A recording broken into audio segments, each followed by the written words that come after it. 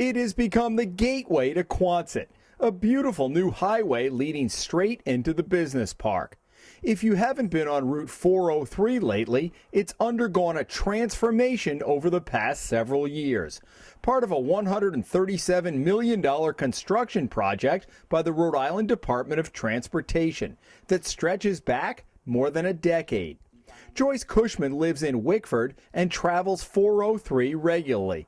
Extensive landscaping along the 3.5-mile stretch of road between Route 4 and Route 1 caught her eye. Mid-spring, I noticed these beautiful mature trees, bald and burlapped along the side of the road. I certainly approve of green for our state. It's so beneficial for so many parts of our daily living.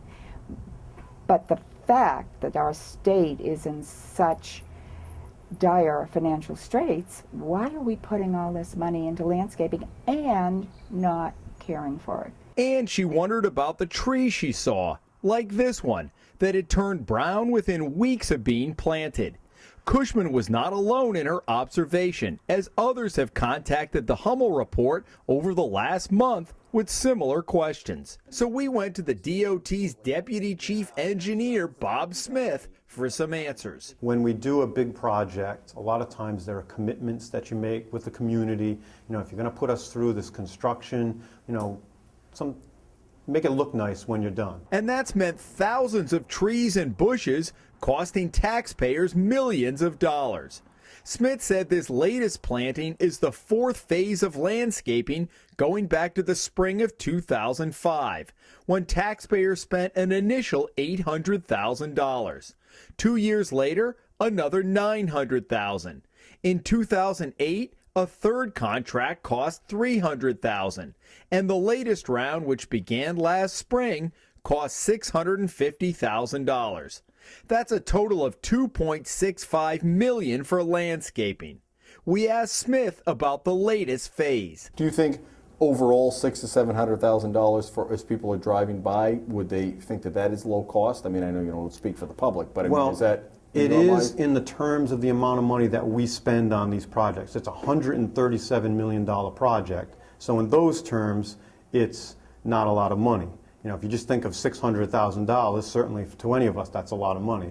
But in terms of that project and the impact that it had on the local community, it's a small percentage. It's an economic development project. We're trying to attract business to Quonset, and the highway is providing better access. They want it to be a gateway and look nice. And so a type of project like that is where you would see, you know, a higher level of landscaping than on another project. What I've heard from some people driving by is you seem to have clusters of trees right in front of trees that have been there an awfully long time. Mm-hmm. And so if you subtract that out of your mind and you say, well, what if we didn't have this here? What really is what difference would it make what you're putting in Sure. for the investment of money? Can you address that? Well, basically, the trees are there for several reasons. One of them is to try to reduce the amount of area we have to mow, so to set up the beds to make it easy for our maintenance people to maintain the rest of the grass. And a lot of it is to blend into the background, but keep some of the invasives out that sometimes tend to encroach on the highway right-of-way and take over. Cushman wanted to know about the trees that don't make it. Smith says the contractor, in this case a company from Newport, is responsible for the next several years for maintenance, grass mowing, and replacement of any trees that die. But that comes at a price. Over the next 2 years, as part of the overall contract, it'll cost taxpayers $60,000 for grass mowing, nearly $80,000 for what's called the extended establishment period, and $217,000 for landscaping maintenance.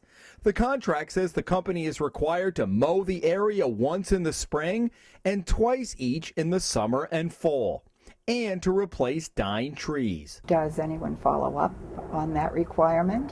Because there are trees at the 403 exit as you approach Route 1 that have been turning brown for several years. What if you had just seeded everything? What if it had just been all grass? I mean, there are some sections of our highway that's all we've done. We can't do this everywhere. It has to be on select areas, gateways like this. But then some of the outside material can grow in and take over. Sometimes you'll go down, 295, you'll see trees blocking signs. It's a lot of work for our maintenance division to go back and keep that trim. Smith says he envisions 403 eventually looking like 138 between the Jamestown and Newport bridges. This is what it looks like 20 years after the original landscaping. As people are driving that 2, 3, 4 mile stretch into Quonset and they're seeing all this landscaping and they're thinking, you know what, we had to close the Welcome Center down on 95.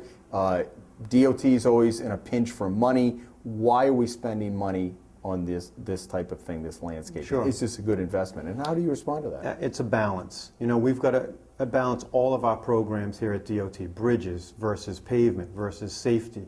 And a small component of that we like to keep for landscaping and aesthetics, economic development. We're trying to help the state promote economic development. A project like that, like the I-Way, these are huge projects, and part of it is what people see when they pass through our state or when they're entering the Quonset development. I'm wondering, as you're driving on that highway, you're paying attention now, but do you think the average person, and I don't know what the answer to this is going to be looking right and left and saying, oh, I really like that tree, or I don't, or they're focused on the road? I think they're probably focused on the road, but from my perspective, I thought the drive was very attractive prior to the planting of all these trees, which to me is overkill. In North Kingstown, Jim Hummel for the Hummel Report.